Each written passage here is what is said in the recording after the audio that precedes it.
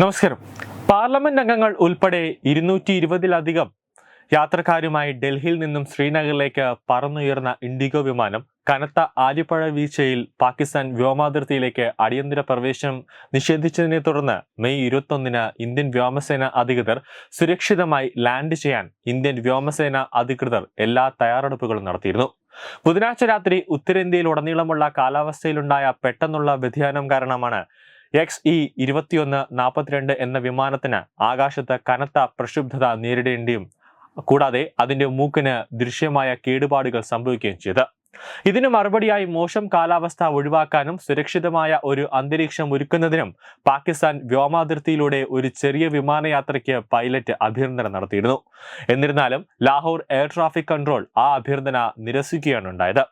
Pakistan civil aviation authority പുറപ്പെടുവിച്ച നോട്ടം, അതായത് നോട്ടീസ് ടു എയർ മിഷൻ, അതായത് വിമാനക്കാർക്കുള്ള അറിയിപ്പ്, ആ ഒരു അറിയിപ്പിന് അനുസൃതമായാണ് ഈ നിഷേധമെന്ന് ഇന്ത്യൻ വ്യോമസേന വൃത്തങ്ങൾ സ്ഥിരീകരിച്ചിട്ടുണ്ട്.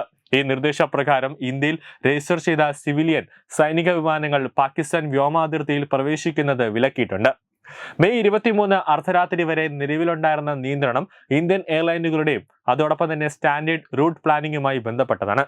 ഇന്ത്യൻ വിമാനങ്ങൾക്കുള്ള വ്യോമാതിർത്തി നിരോധനം ജൂൺ 24 വരെ നീട്ടിയതായി പാകിസ്ഥാൻ വെള്ളിയാഴ്ച അറിയിച്ചിട്ടുണ്ട്.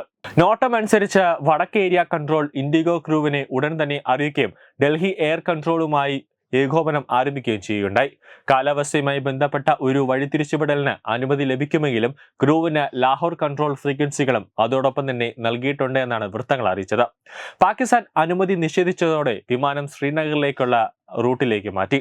അവിടെ നിന്ന് പ്രതികൂല സാഹചര്യങ്ങളിലൂടെ വിമാനത്തെ നയിക്കുന്നതിനും സുരക്ഷിതമായ ലാൻഡിംഗ് ഉറപ്പാക്കുന്നതിനും ഇന്ത്യൻ വ്യോമസേന കൺട്രോൾ വെക്ടറുകളും അതോടൊപ്പം തന്നെ ഗ്രൗണ്ട് സ്പീഡ് അപ്ഡേറ്റുകളും ഉൾപ്പെടെ തത്സമയ സഹായം നൽകി. ശ്രീനഗറിനടുത്തേക്ക് അടുക്കുമ്പോൾ ഒരു ആലിപ്പഴം വീണതിനെ തുടർന്ന് വിമാനത്തിൽ ഒരു മിസ്ഡ് എയർ അടിയന്തരാവസ്ഥ പ്രഖ്യാപിച്ചു. പൈലറ്റ് എയർ ട്രാഫിക് കൺട്രോളിനെ അറിയിക്കുകയും വൈകുന്നേരം 6:30 സുരക്ഷിതമായ ലാൻഡിംഗ് നടത്തുകയും ചെയ്തു. എല്ലാ യാത്രക്കാരെയും ജീവനക്കാരെയും സുരക്ഷിതമായി ഒഴിപ്പിച്ചു. എന്നിരുന്നാലും വിമാനത്തിന്റെ മൂക്കിന് കാര്യമായ കേടുപാടുകൾ സംഭവിച്ചതിനാൽ എയർലൈൻ അതിനെ എയർക്രാഫ്റ്റ് ഓൺ ഗ്രൗണ്ട് എന്ന് പ്രഖ്യാപിക്കാൻ പര്യാപ്തമായിരുന്നു. അടിയന്തര അറ്റകുറ്റപ്പണികൾക്കായി അത് നിരത്തിലിറക്കി. 5 തൃണമൂൽ കോൺഗ്രസ് നേതാക്കൾ വിമാനത്തിലുണ്ടായിരുന്നു. ഡെറക് ഒബ്രെയ്ൻ, അതോടൊപ്പം തന്നെ നദിമുൽ ഹബ്, സാഗരിക ഘോഷ്, മനസ് ഭൂനിയ, മമത താക്കൂർ എന്നിവരാണ് വിമാനത്തിൽ ഉണ്ടായിരുന്ന തൃണമൂൽ കോൺഗ്രസ്. ന്യൂസ് ഡെസ്ക് തത്വമൈ ന്യൂസ്.